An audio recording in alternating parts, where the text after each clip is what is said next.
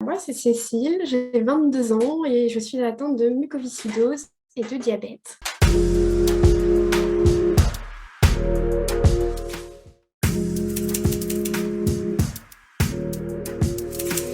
Donc, il faut savoir que je suis une exception.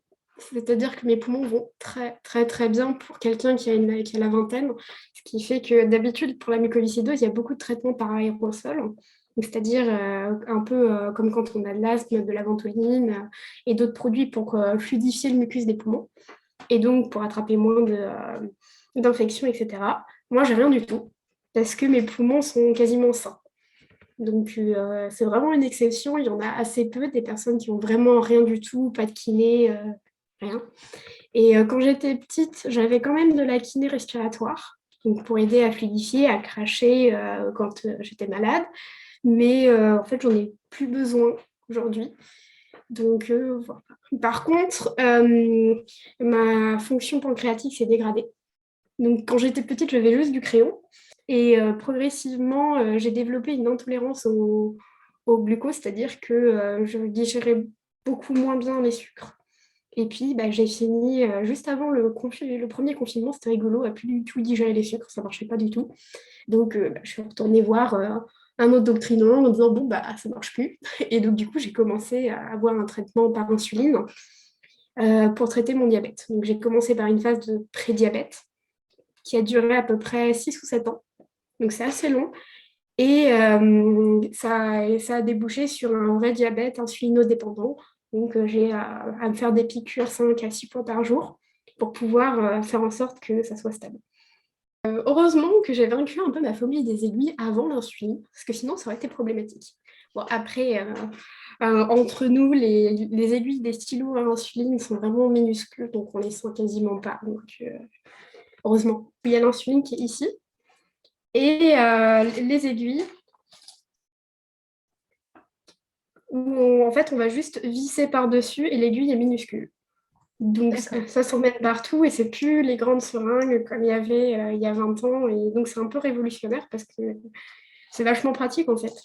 Et donc une fois qu'on est habitué à se faire des piqûres, c'est beaucoup plus facile à gérer. Et avec ça, j'ai un capteur sur le bras qui, euh, qui est grand comme ça, et où il y a une petite aiguille qui est en contact direct avec mon sang qui me permet, avec mon téléphone, de scanner pour voir si j'ai trop de sucre ou pas assez de sucre. Donc c'est vachement pratique parce que ça permet en fait d'éviter de se piquer le doigt systématiquement. Et donc, c'est beaucoup plus rapide pour avoir les résultats. Et comme ça, je suis directement connectée avec mon médecin qui reçoit mes résultats et donc qui peut regarder s'il y a un problème beaucoup plus facilement que si je me piquais encore le doigt, qu'il fallait récupérer les données, les envoyer. Là, tout est envoyé directement. C'est super pratique. Parce qu'il faut savoir que pour le diabète de la mucoviscidose, en fait, c'est entre le diabète de type 1 et le diabète de type 2. C'est-à-dire que ça se développe comme un diabète de type 2 avec une phase de prédiabète et une phase de diabète. Mais c'est comme le diabète de type 1, c'est qu'en fait, il y a une destruction des îlots pancréatiques. Donc, en fait, ça ne marche plus et il faut de l'insuline. Bon, après, on a des cas où le diabète est juste transitoire. Par exemple, après une greffe ou après une grosse infection où ça ne marche pas. Mais dans la majorité des cas, il faut passer par l'insuline. Et c'est aussi, dans la majorité des cas, un traitement à vie. Ok, En tout ouais, cas, donc pour l'instant. Ah, peut-être qu'avec le Castrio, ça sera moins le cas parce que ça améliore globalement l'état du patient. Mais pour l'instant, je sais que dans mon cas, je ne peux pas me passer d'insuline, sinon je ne tiens pas debout et je digère rien du tout. Et déjà que j'ai du mal à prendre du poids, je continuerai à maigrir énormément. Et donc, l'insuline m'a un peu sauvé la vie quand même.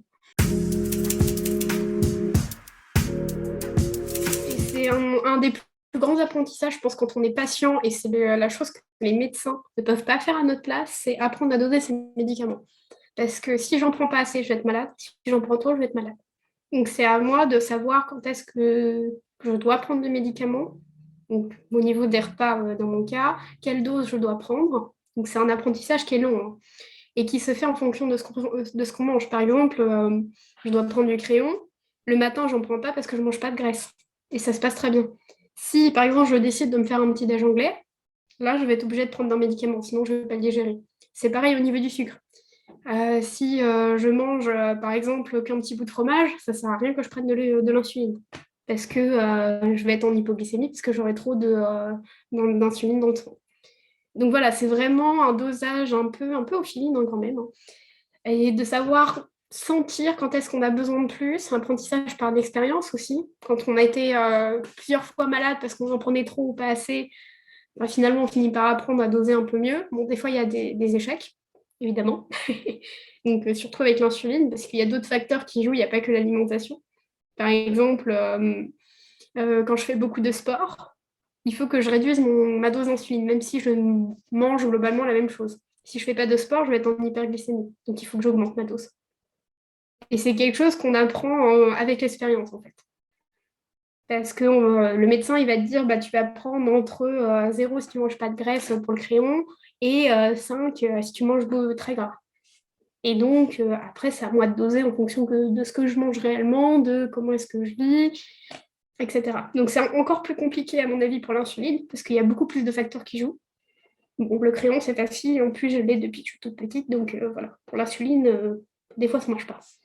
Le crayon, j'en prends depuis quasiment ma naissance. Peut-être au bout de quelques mois de vie, je prenais déjà du crayon. Donc, ça, c'est pas un problème. Donc, de temps en temps, je dose mal, mais c'est extrêmement rare, en fait. Ça va être si je mange, par exemple, le repas de Noël, donc qui est quand même beaucoup, beaucoup plus riche que les autres repas, on va pas se mentir. Celui qui mange complètement healthy au repas de Noël, je comprends pas.